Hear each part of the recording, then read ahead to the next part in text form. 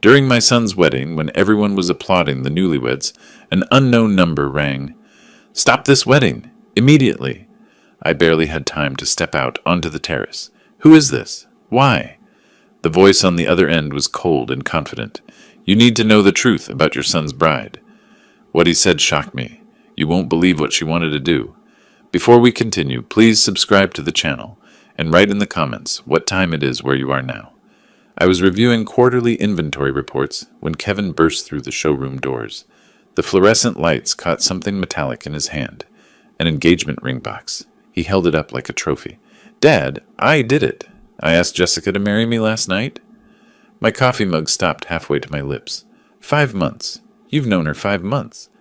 When you know, you know. Isn't that what you always said about Mom? The comparison stung. I set the mug down carefully, buying myself 3 seconds to arrange my face into something resembling congratulations. Kevin's excitement filled the space between us. Flushed cheeks, restless energy, that grin I remembered from his childhood Christmas mornings. I wanted to feel happy for him. Instead, my business instincts activated like an alarm system. Let me meet her properly, I said. Dinner tonight? That evening, I arrived at the Italian place in the Pearl District before them. White tablecloths, soft lighting, prices that kept the restaurant half empty on weeknights. Through the window, I watched them approach. Jessica's hand rested in the crook of Kevin's elbow. She wore a dress that probably cost what most people spent on rent. Kevin made introductions. Jessica's handshake lasted a fraction too long, her grip deliberately firm. Her eyes assessed me the way I'd seen commercial buyers assess inventory, cataloging value, calculating worth. Ralph, Kevin tells me you built the business from scratch. How many locations now? 7? 8? 6 currently. We focus on quality over expansion. Smart, though with Portland's growth, seems like opportunity knocking. I ordered wine. Jessica steered every conversation topic toward business metrics. When I asked about her background, she deflected with practiced ease. Jessica, Kevin mentioned you're from Seattle originally. What brings you to Portland? Oh, you know how it is. Sometimes you need a fresh start, new city, new energy. Plus, the design scene here is incredible. Design scene. Your family still in Seattle? She touched Kevin's hand. Kevin, didn't you say the Osso Buco here is phenomenal? Should we order it? I watched her throughout the meal. When Kevin discussed emotions, she leaned toward him, all warmth and attention. When business topics arose, her posture straightened, her focus sharpened. Her fingers traced the edge of her wine glass during uncomfortable questions. A tell I catalogued for later. Kevin positioned himself between us whenever I probed too directly. His hand found her arm, reassuring, protective. He'd chosen his side already. Dessert arrived. Jessica laughed about something Kevin said, then turned that smile on me. With a family business this successful, your dad must have lawyers telling him to lock everything down tight. Prenup city, right? Kevin shifted uncomfortably.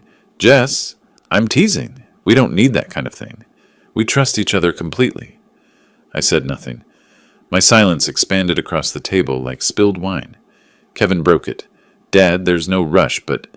Son, there's no rush. You could wait. Get to know each other better? We are sure. Why can't you just be happy for me? Jessica touched his hand again. Your father's being protective. It's sweet, actually. The check came. I paid, made appropriate goodbyes, walked to my car in the parking structure. Inside, I sat with the engine off, hands gripping the steering wheel. Jessica's laugh echoed in my memory, warm, practiced, perfect. Too perfect. I pulled into my driveway and sat in the darkness, engine ticking as it cooled. Through 35 years of business, I'd learned to read people. The ones who asked too many questions about money while pretending they didn't care. The ones who deflected personal history while mining yours for details. The ones whose performances were just slightly too polished. I needed to know more. The question was how much time I had before Kevin made this permanent. The next 2 weeks crawled by with Jessica becoming a fixture in Kevin's apartment. I maintained my supportive father routine while cataloging every interaction, every comment that felt slightly off-key. The real test came on a Sunday morning when Kevin invited me to brunch. They arrived at my house together. Jessica surveyed the living room with an expression I recognized from customers evaluating furniture they considered beneath them. You know, Ralph, these pieces are a bit dated. When was this collection made? The 90s. Kevin jumped to defense. It's from our heritage line, classic design. Classic is one word for it. Maybe it's time for the company to embrace contemporary aesthetics. Younger buyers want different things. I poured coffee with deliberate calm. Our heritage line remains our best seller. To a specific demographic, sure. Her hand ran dismissively over the leather sofa arm. We moved to the dining table. Jessica picked at her food while discussing business strategy as if she'd already claimed ownership. Kevin's been telling me about the company structure. Seems like it could benefit from fresh eyes, modern management approaches. We've been successful for 35 years with our approach. 35 years is exactly my point. Markets evolve. After the wedding, maybe Kevin and I could review operations, suggest improvements. Kevin leaned forward enthusiastically. That's not a bad idea, Dad. Jessica has great business instincts. I'm sure she does. I waited until she excused herself to the restroom before speaking quietly. Kevin, I've been thinking. There's no rush on setting a date. Why not take some time? Enjoy being engaged. Here we go. I'm simply saying that knowing someone 5 months, 6 months by the time we get married, and you knew Mom for 4 months before you proposed. The comparison landed like a physical blow. Different circumstances. We were younger. So I'm too old to know my own mind now, Jessica returned, timing perfect. She stood behind Kevin's chair, silent, watching me with calculating eyes while my son fought her battle. You're never satisfied with my choices. Nothing I do is good enough. I set my coffee cup down carefully. That's not fair, Kevin. Mom would have liked Jessica.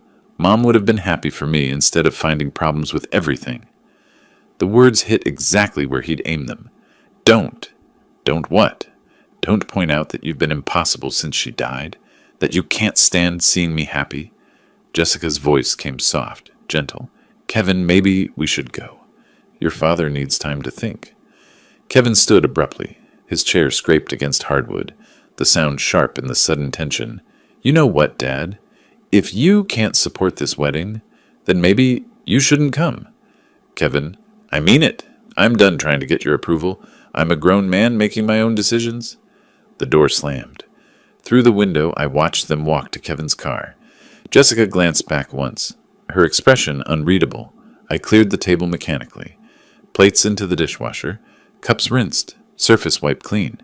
The mundane routine kept my hands busy while my mind cataloged the confrontation. Jessica had never raised her voice, never directly attacked me.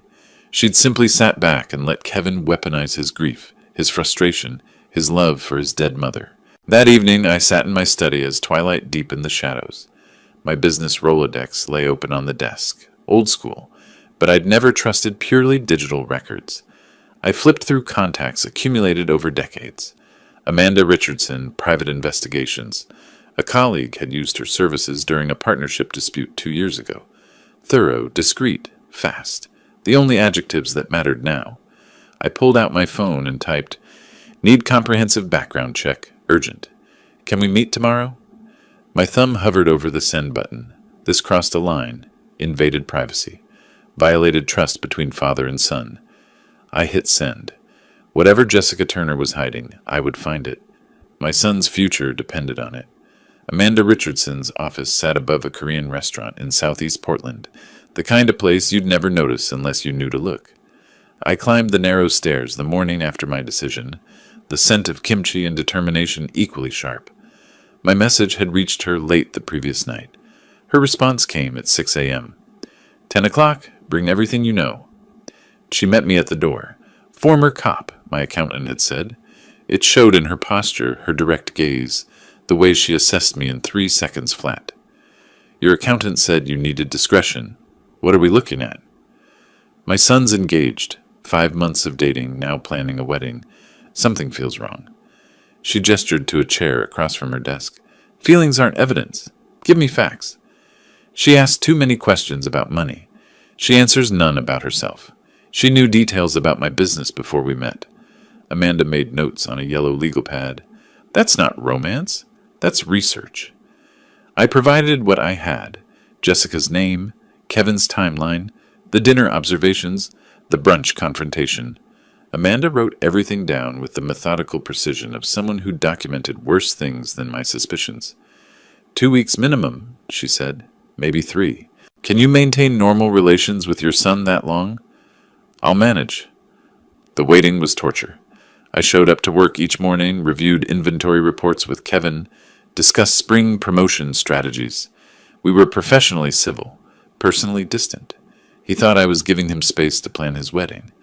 I was giving Amanda time to build an unassailable case. Twice during those 3 weeks, I saw Jessica at the store, playing the devoted fiancée, asking Kevin about product lines with that practiced charm. Each time, I excused myself before I said something I'd regret. Amanda sent brief updates. Found second marriage record. Located ex-husband number 1. You're going to want to sit down for this. Each message tightened the knot in my chest. Mid-April, she called. Mr. Fisher, we need to meet. Today, if possible. You found something. I found everything. How soon can you get here? 30 minutes. Bring coffee. This will take a while. I made the drive in 25 minutes. Amanda had documents spread across her desk, like a card dealer revealing a losing hand. Jessica Turner isn't her original name. She was Jessica Morrison until 2019, then Jessica Turner Morrison, then back to Turner after divorce number 2. 2 divorces. 2 divorces, 2 wealthy husbands, 2 devastated men? Want to guess the pattern? Tell me. She walked me through it systematically. Mark Morrison, restaurant owner, Portland. Married 2018, divorced 2019. Brian Turner, tech entrepreneur, Seattle. Married 2020, divorced 2023. Both rapid engagements, both rejected prenups. Because love means trust. Both marriages ending in accusations and lucrative settlements. Amanda read from a transcript. Quote from husband number 1. She said a prenup meant we didn't trust each other. 3 months after the wedding, she convinced me to add her to the restaurant's operating agreement. 6 months later, she filed for divorce, claiming emotional abuse. I lost the business in the settlement. My hands trembled slightly, holding the pages. And the second husband? Brian Turner. Same story, different industry. She walked away with $500,000 from his startup. He's been trying to rebuild for 3 years. How did she even find Kevin? Amanda slid a photograph across the desk. She didn't find him. She hunted him. The image showed Jessica outside our flagship store. The date stamp read, last November. 2 months before she'd randomly met Kevin at his regular coffee shop. She wasn't shopping. She was researching. She asked employees about the owner's family, about succession plans, about your son specifically. I leaned back in my chair, one hand covering my mouth. This was planned. From the beginning. 3 different employees confirmed she came in multiple times, asked questions, took photos. This wasn't chance. This was strategy. She handed me a manila folder thick with documents. Marriage certificates, divorce decrees, testimony transcripts, surveillance reports, employee statements. The pattern was undeniable to anyone willing to see it. Is any of this provable in court? The marriages and divorces are public record. The pattern is obvious to anyone looking, but proving intent before marriage, that's harder. What would you do if this was your son? Amanda met my eyes. I'd show him everything, and I'd pray he had the sense to listen. I drove back to my store, gripping the steering wheel, the folder on the passenger seat like a loaded weapon. In my office, I locked it in the safe, the combination dial clicking with finality. 2 days I kept that folder locked away, planning my approach like a chess game where my son's future was the prize. I needed the right moment, the right setting, the right words. Tuesday evening I texted Kevin. Need to discuss some business matters. My office after closing. His response came quickly. Fine. 7 p.m. He thought we were finally moving past our argument. He thought wrong. I pulled the folder from the safe and placed it on my desk. Manila edges aligned with the calendar blotter. Everything about this meeting would be precise, controlled, strategic. At 6:55, I heard his footsteps in the hallway. Kevin's footsteps echoed in the empty hallway at 6:58. I'd sent everyone home an hour early, told them I had paperwork to finish. The truth sat in the manila folder on my desk, too heavy for witnesses. He knocked twice, then entered without waiting for my response. The confidence in that gesture reminded me he'd grown up in these offices, back when his mother brought him here after school. You said you wanted to discuss business? I closed the door behind him. The deadbolt clicked. Sit down, son. This is important. He settled into the chair across from me, casual. If this is about the summer inventory order, it's about Jessica. His posture changed instantly. Dad, not this again. I opened the folder with controlled care, like defusing a bomb. I need you to look at something. Just look. Then we'll talk. What is this? Marriage certificate. Jessica Turner to Mark Morrison, Portland, 2018. He leaned forward reading. She told me about Mark. That marriage was a mistake. And Brian Turner, Seattle, 2020. Divorced, 2023. She told you about him too? Silence. Okay, so she was married twice. People have pasts. You're judging her for failed relationships? I'm not judging the marriages. I'm showing you the pattern. What pattern? I spread more documents across the desk. Both wealthy men. Both rapid engagements. Both refused prenups. Both devastating divorces where she walked away with significant money. Both businesses damaged. Kevin pushed the papers back toward me. Those men probably deserved what they got. I pulled out testimony transcripts. Mark Morrison states, she convinced me adding her to the business was about partnership. 6 months after the wedding, she filed for divorce and took half the restaurant. Does that sound familiar? His face flushed. You hired someone to investigate Jessica? I hired someone to protect you. No, you hired someone to prove you right. To prove I'm too stupid to choose my own life. I slid the surveillance photograph across the desk. This is our store. Last November. 2 months before she randomly met you at that coffee shop. He barely glanced at it. So what? She shopped here. We sell furniture. She wasn't shopping. She was researching. She asked employees about the owner's family, about succession plans, about you. You're making up stories to fit your narrative. 3 different employees confirmed it. It's in the report. Kevin stood abruptly, his chair rolling backward. You can't control me anymore. I'm not a child. I remained seated, trying to project calm. I'm trying to save you from making a terrible mistake.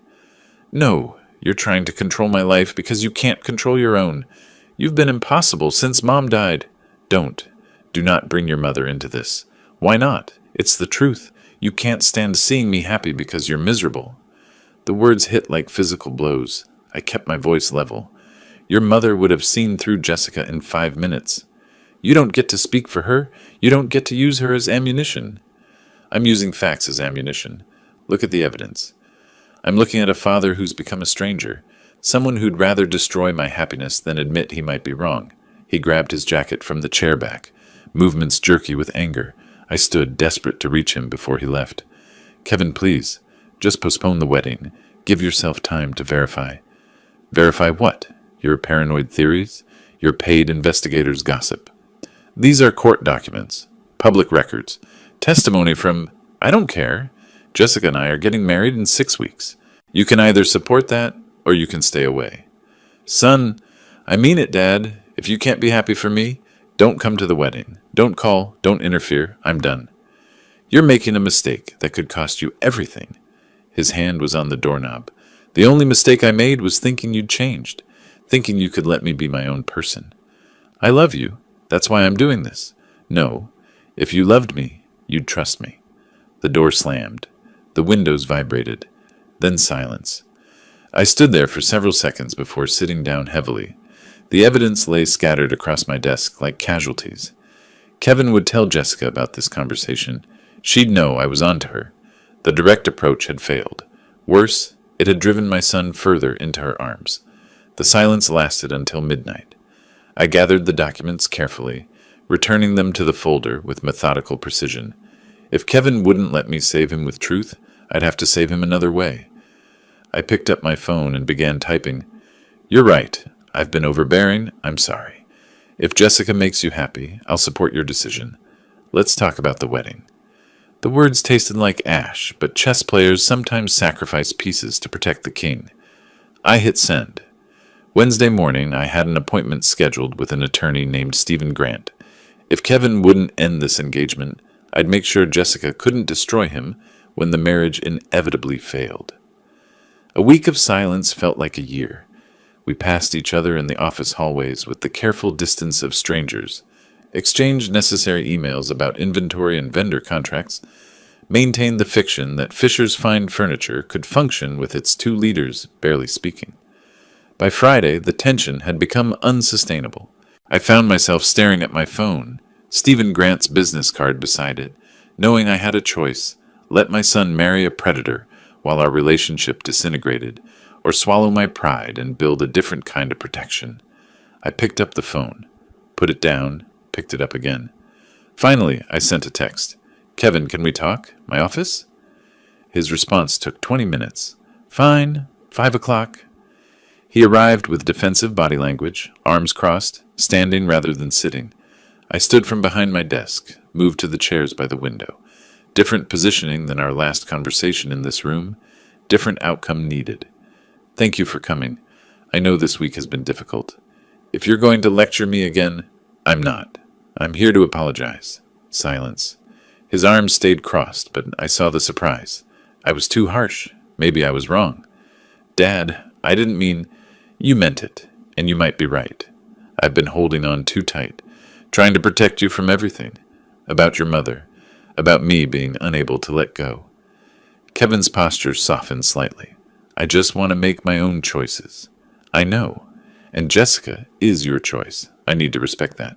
He uncrossed his arms, still didn't sit. "So you're saying you accept Jessica now?" "I'm saying everyone deserves a second chance, including me, to get to know her properly, without suspicion clouding everything. That's all I've been asking for. I want to be at your wedding, son. You're the most important person in my life. I won't let my fears cost me our relationship." He sat then. His eyes were wet. "That means everything to me." I let the moment breathe, then shifted gears carefully. "There is one thing I need to ask. It's not about trust. It's about business practice." Tension crept back into his shoulders. "What?" "A prenuptial agreement. Standard protection for family businesses. My attorney has been advising it for years, regardless of who you married. Jessica isn't after our money. Then she'll understand it's just paperwork. Protection that benefits both of you. If your marriage is strong, and I'm sure it will be, you'll never need it." Kevin studied my face. I kept it open, honest, reasonable. "You're really okay with this wedding?" "I'm okay with your happiness. If Jessica makes you happy, that's what matters." "Then I'll talk to her about the prenup. But I'm sure she'll agree. She's reasonable about business matters." "I'm sure she is. When's the date?" "Early June. 3 weeks from now. We wanted something simple but elegant. I'll be there, front row." We shook hands. Formal, but connection reestablished. After he left, I exhaled deeply, removed the mask, felt my face harden with determination. I opened my laptop and typed an email to Stephen Grant. He agreed to the prenup conversation. Draft the strongest contract Oregon law allows. 2 days later, Kevin called, excited. Jessica agreed to the prenup. She said she completely understands protecting family business. "That's wonderful, son." She said she's marrying me, not the furniture company. The prenup doesn't change anything between us. She sounds very understanding. Too understanding. She thought she could work around it. I drove downtown to Stephen Grant's office the next morning. "Your son agreed to the prenup conversation. Smart move on your part." "She agreed too quickly." "What does that tell you?" Stephen leaned back in his chair. "That she either doesn't understand contract law, or she's planning to become so integrated into the business that the prenup becomes irrelevant." "The second one. Can we prevent that?" "We can try. Let me show you some corporate structure options." The 3 weeks until the wedding moved with surreal momentum. I helped Kevin review venue contracts, discuss seating arrangements, played the role of supportive father with practiced precision. Stephen Grant drafted a prenuptial agreement that would take a team of attorneys years to penetrate. Jessica signed it without reading the details, barely glancing at the 50-page document before her elegant signature appeared on the final page. "See, Dad," Kevin said afterward, relief in his voice. "She's not what you thought." I nodded, smiled, said nothing about the corporate restructuring documents I'd signed that same morning, the ones that made it impossible for Kevin to transfer business equity without board approval. The wedding day arrived with Portland's rare early June sunshine. The ceremony took place at sunset, Portland's skyline glowing amber through floor-to-ceiling windows. I watched Kevin say his vows with that radiant certainty of young men who believe love conquers everything. Jessica wore white silk that probably cost more than some people's cars, her smile perfect and practiced. When the officiant pronounced them married, the guests erupted in applause. I clapped too, playing my part, feeling the weight of the prenup document in my mental inventory. Signed, notarized, filed. First line of defense in place. The reception swallowed us into celebration. 200 guests, flowers everywhere, a band that probably charged more per hour than most people earned in a day. I gave my toast carefully, hitting notes of love and hope without choking on the dishonesty. Kevin glowed. Jessica radiated triumph. I watched. My phone vibrated in my jacket pocket during the dancing. Unknown number. I almost ignored it, but something made me look. The insistence of the vibration felt urgent. I navigated through the crowd, found a terrace overlooking the city. The door closed behind me, muffling the music. Hello? Mr. Fisher? Ralph Fisher? Yes. Who is this? My name is Brian Morgan. You don't know me, but I was married to Jessica Turner 3 years ago. Every muscle in my body tensed. I know who you are. I know this is terrible timing. Your son just married her. But you need to hear this. I'm listening. Jessica doesn't just want divorce money. She wants your business. Explain. His voice carried the weight of experience and regret. Her pattern. It's not just about settlements. It's about ownership. She'll start slow. Suggestions about business decisions. Then she'll push your son to add her to the company structure. Co-owner, partner, whatever title sounds loving and trusting. We have a prenup. Prenups protect marital assets. If she becomes a legitimate business owner through your son's decision, that's different. That's corporate law, not family law. Cold realization washed through me. Keep talking. Once she's inside the business, she'll arrange problems. Contracts with vendors who don't deliver. Deals that look good but drain cash. She'll have people, partners, consultants, who help manufacture financial trouble. To what end? Force the company into distress. Your son panics, needs to sell assets, liquidate. She owns half the business by then. She gets half of everything. My knuckles whitened around the phone. How do you know this? Because she tried it with my startup. Smaller scale, but same strategy. I caught on before she could finish, but not before she'd damaged things significantly. Can you prove any of this? I have emails where she discussed strategy with someone. I don't know who, but the conversations are clear. Recorded phone calls. Documentation of fake vendors she tried to introduce. I kept everything after the divorce. Why are you telling me this? Why now? Because I let her get away with it. Settlement, non-disclosure agreement, moving on. I've regretted it every day. When I heard she'd married again, family business, substantial assets, I knew she'd go bigger this time. Inside, the band started playing something slow. Through the glass, I could see Kevin and Jessica dancing. I can help you if you're ready to fight. What are you proposing? Evidence sharing, coordination. I testify if needed. Whatever it takes to stop her before she destroys your son's life like she tried to destroy mine. I need to think about this. Don't think too long. She works fast once the ring is on. Here's my number. Call me when you're ready. The call ended. I stood on the terrace, gripping the railing. Portland spread out below me in geometric light patterns. Inside, my son danced with a woman who planned to systematically dismantle everything I'd built, using him as the instrument of destruction. I returned to the reception, smiled, congratulated, watched Jessica across the ballroom with new understanding. She wasn't just a gold digger, she was a demolition expert in designer heels. She caught my eye, raised her glass, smiled. She thought that she'd already won. I stayed until the last guest left, embraced Kevin while Jessica watched with that triumphant smile. The drive home took me past downtown Portland, past Stephen Grant's law office where the prenup waited in fireproof filing. Useful, but insufficient. Brian's voice played on loop. She'll arrange problems. Contracts that don't deliver. Deals that drain cash. Jessica wanted to destroy my business from the inside, using my son as the key. She'd calculated her approach perfectly, except for one variable. I pulled into my driveway and sat in darkness, phone in hand, Brian's number on screen. He'd offered evidence, coordination, testimony. an alliance between victims, past and future. I opened my contacts. Stephen Grant, Amanda Richardson, Brian Morgan. Tomorrow we'd begin building something Jessica had never faced before, a coordinated defense that would become an offense. She'd declared war on my family. She just didn't know I'd found her battle plans. I texted Brian, "Tomorrow, my office, 9 a.m. Bring everything." His response came instantly. "Ready." Sunday morning arrived with the kind of clarity that follows sleepless nights spent planning war. Kevin and Jessica had left at dawn for a week-long honeymoon along the Oregon coast. Cannon Beach, she'd mentioned. Somewhere romantic and isolated. Perfect. I needed them gone while I assembled my team. At 9 a.m. sharp, I unlocked my office door to find Brian Morgan already waiting in the parking lot, a leather messenger bag slung over his shoulder like ammunition. "You made good time." I've been carrying these files for 3 years, waiting for a reason to use them. This is that reason. "Show me everything." He opened the bag. Documents spilled across my desk.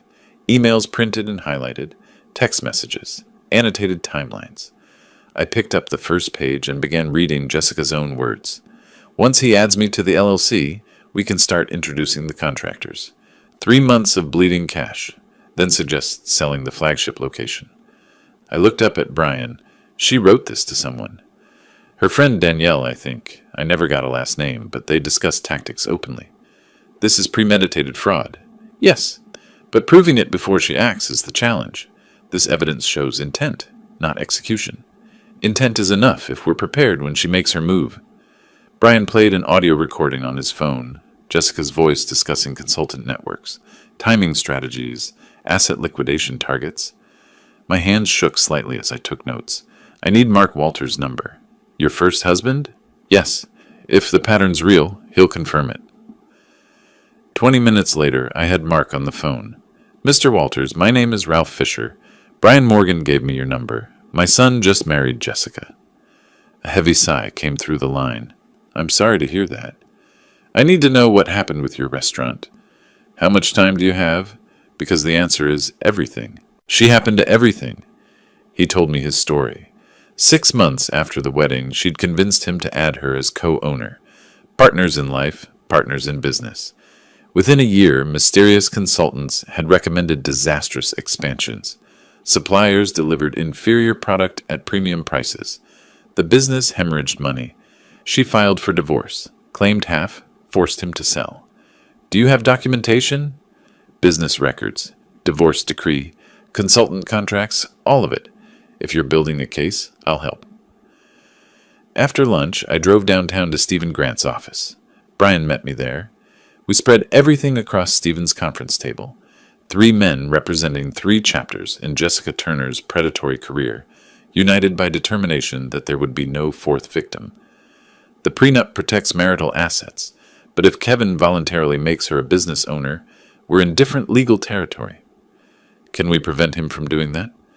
We can restructure the company so he can't act unilaterally, require board approval for any equity transfers or ownership changes. Do it, today, if possible. Already drafted. You'll need to sign and we'll file with the state immediately. I looked at the documents. Kevin will ask why the sudden corporate changes. Standard business practice. Growing companies formalize governance structures. You can present it as preparing for future expansion. Brian leaned forward. He won't question it until Jessica tells him to. By then it'll be too late. The structure will be locked. Stephen pulled out another file. If she tries this, if she gets caught attempting fraud, can we end the marriage? Oregon allows annulment for fraudulent inducement. If we can prove she married Kevin with intent to defraud the family business, yes. But the evidence standard is high. What do we need? Documentation of her pattern. Proof she researched the business before meeting Kevin. Evidence of deliberate deception. We're building that file now. They return from the honeymoon in 6 days. Stephen nodded. Corporate restructuring will be complete by Tuesday. That gives you 4 days to implement the monitoring system. Monitoring system? You need eyes on every business decision Kevin makes, every suggestion Jessica plants, documentation, witnesses, contemporary records. I'm spying on my own son. Brian's voice came quiet but firm. You're protecting him from a predator. There's a difference. The corporate documents filed Tuesday morning. By Wednesday, board governance structures were official state record.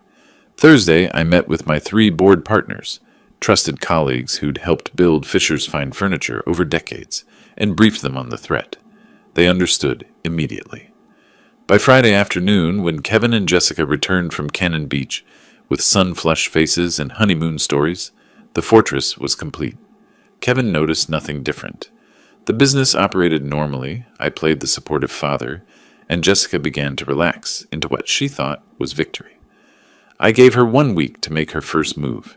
She took exactly 7 days. The following Friday, Kevin invited me to dinner at their apartment, the one that technically belonged to Family Property Holdings, but felt like enemy territory now. Jessica had prepared salmon, poured expensive wine, and sometime between the salad and main course, she made her opening gambit. The salmon was perfectly cooked. Jessica had gone to culinary school briefly, Kevin mentioned, before discovering it wasn't for her. I wondered what else she'd started and abandoned when easier prey appeared. We sat at their dining table, the apartment's large windows showing Portland's evening skyline, and I played my role. Proud father, supportive in-law, oblivious target. Kevin glowed with newlywed happiness. Jessica watched me with calculated warmth. Then somewhere between clearing the salad plates and serving the main course, she struck. Kevin was telling me about the Harrison account. Sounds like you're expanding into commercial contracts. Testing the waters. Corporate furniture is different from residential. You know what's interesting? Most successful family businesses I've researched integrate spouses into operations, creates unified vision. Kevin leaned forward. Really? Absolutely. When partners trust each other in business, it strengthens everything. Don't you think, Ralph? Every family handles it differently. The next day, Kevin approached me during inventory review. Dad, I've been thinking about what Jessica said, about spouse involvement. Oh? She has really sharp business instincts. Design background, understands markets. Maybe she could consult on some decisions. That's a significant step. How were you thinking it would work? Maybe add her to ownership structure? Not a full partnership initially, but enough to make her feel included. Company governance requires board approval for ownership changes. We should discuss it at the next meeting. Tuesday morning, the board met in our conference room. My 3 partners sat along the sides, trusted friends who understood exactly what was happening. Kevin presented his proposal at the opposite end of the table. I'm proposing we bring Jessica into the company in an advisory or ownership capacity. She has valuable perspective we're not currently utilizing. The first board member spoke carefully. Kevin, we appreciate the suggestion, but our bylaws are clear about spouse involvement. What do you mean? We have governance policies specifically addressing family additions to ownership, prevents conflicts, maintains clear liability structures. I kept my voice neutral. It's standard practice for established family businesses. Another partner added weight. I've reviewed similar structures at companies our size. Spouse involvement in ownership creates significant complications. Tax implications, liability exposure, succession planning issues. But other families do it. Jessica mentioned, some do. Our policy doesn't permit it. The vote is no. Kevin turned to me, confused. You could override this. I established the board structure to make better decisions than one person. I won't undermine it now. After the meeting, Kevin's disappointment showed clearly. I don't understand. Why have these rules suddenly appeared? They've always existed. As the company grew, we formalized governance. It happened last month. Convenient timing. Kevin, the board's protecting all of us, you included. Business decisions should be business decisions, not emotional ones. Jessica's going to be upset. She was excited about contributing. If she loves you, she'll understand. That evening, during a casual visit to their apartment, I accidentally left a manila folder on the kitchen counter. Financial reports showing rising costs, supply chain pressures, shrinking margins, all carefully fabricated to suggest trouble without triggering alarm. Tuesday evening, Kevin called. Dad, I found some financial reports at my place. Did you leave them? Oh, those. Yes, must have pulled them out when I stopped by. Sorry. These numbers look concerning. Rising costs, margin pressures. Are we in trouble? Nothing alarming. Normal business fluctuations. We're adjusting. Jessica saw them. She's worried the company might not be as stable as she thought. Internal satisfaction flooded through me. Tell her not to worry. We've weathered worse. Over the next 2 weeks, Jessica's suggestions became demands. Kevin reported each one faithfully. Sell the smaller stores, liquidate inventory, reduce staffing, consider selling the business entirely. Her panic leaked through every proposal. She'd calculated her scheme based on Fisher's fine furniture being worth $8 million minimum. Now she thought it might be worth half that, and her percentage of half was barely worth the effort. I watched her unravel through Kevin's worried phone calls, dinner conversations where she pushed too hard, revealed too much urgency, showed her hand without realizing she'd stopped playing cards and started begging. The fake financial report did exactly what I'd intended, forced her to accelerate her timeline, abandon subtlety, prove Brian's warnings accurate through her own desperate actions. Wednesday afternoon, Kevin called from his apartment. His voice carried strain I hadn't heard since his mother's funeral. Dad, we need to talk. Something's wrong with Jessica. She's different. Obsessed with the business. Angry all the time. I need your advice. Finally, the mask was cracking, and my son was starting to see underneath.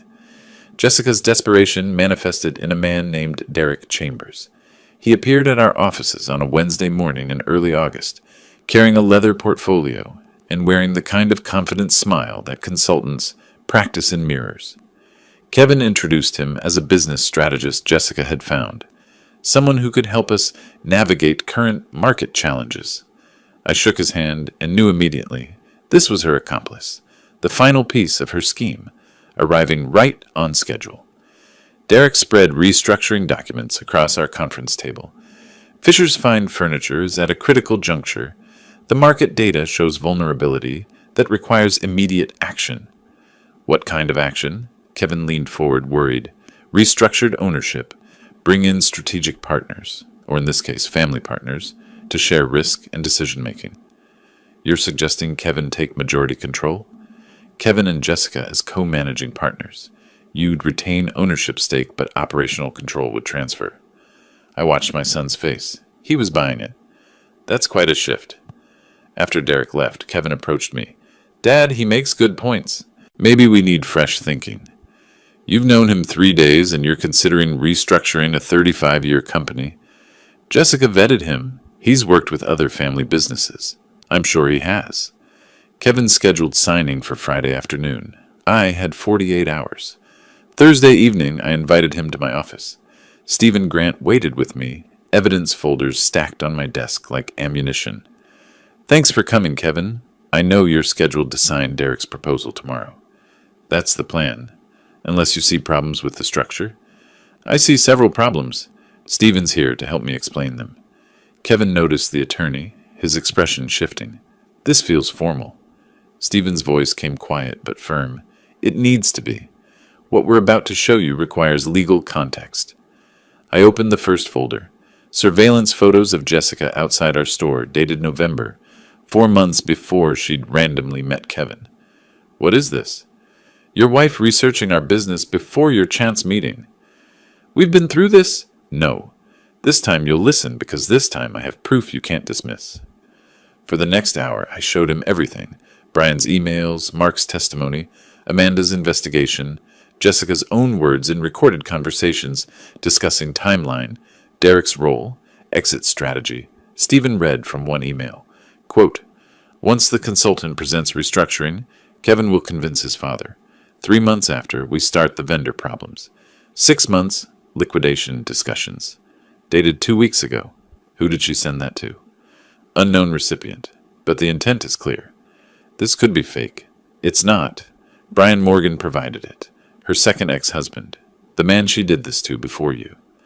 I played the recording.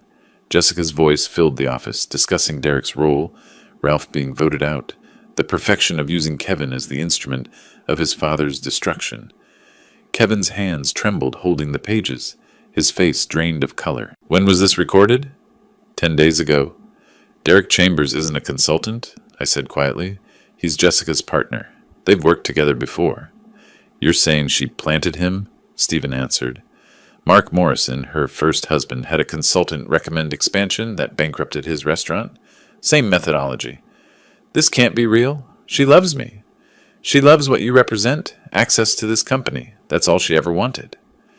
Kevin left my office at 10 p.m., evidence folders under his arm. I didn't hear from him until midnight, when he called from his empty apartment. "She's gone," he said, voice hollow. "Everything was a lie. Every word, every touch, every promise." I wanted to say I'd warned him. Instead, I said, "Come home, son. We'll deal with this together." Friday morning, Stephen Grant filed for marriage annulment in Multnomah County Court, citing fraudulent inducement with 40 pages of evidence attached. Jessica's attorney called by noon trying to negotiate. Stephen's response was 2 words: no settlement. This wasn't about money anymore. It was about justice, accountability, and ensuring Jessica Turner couldn't destroy another family. The legal war had begun, but this time we held every weapon, and she had nothing but the lies that had finally caught up with her. The courtroom proceedings moved with the grinding efficiency of justice, delayed but inevitable. Jessica's attorney tried every angle: dispute the prenup's validity, claim emotional distress, argue that Kevin had pursued her. Stephen Grant countered with documents, recordings, witness testimony, and the damning pattern of 2 previous identical marriages. 3 weeks after Jessica's midnight departure, Judge Patricia Morrison reviewed our annulment petition with the thorough attention it deserved. Brian Morgan took the stand, recounting his experience. It followed a pattern I now recognize: rapid courtship, refusal of prenup in name of trust, integration into my business, then systematic sabotage disguised as help. Stephen leaned forward. "The same pattern you've observed in Mr. Fisher's case?"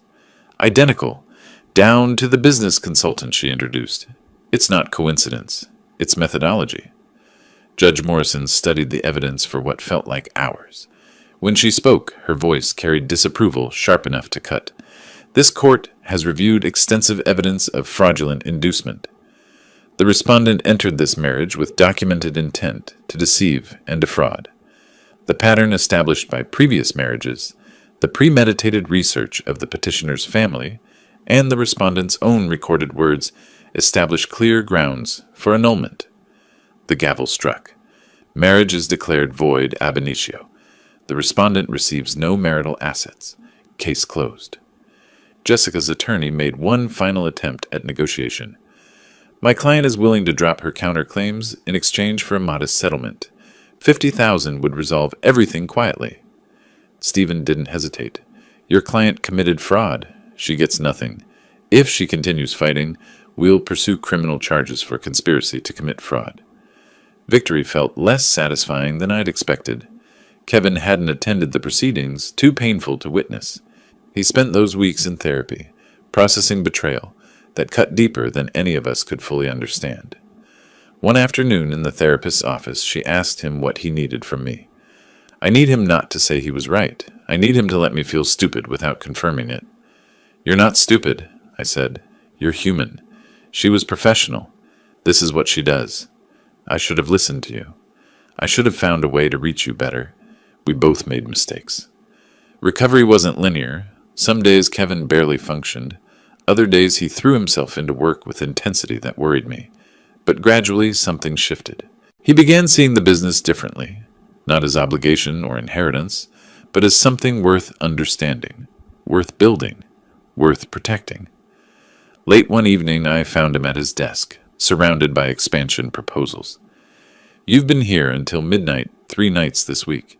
You don't have to punish yourself with work."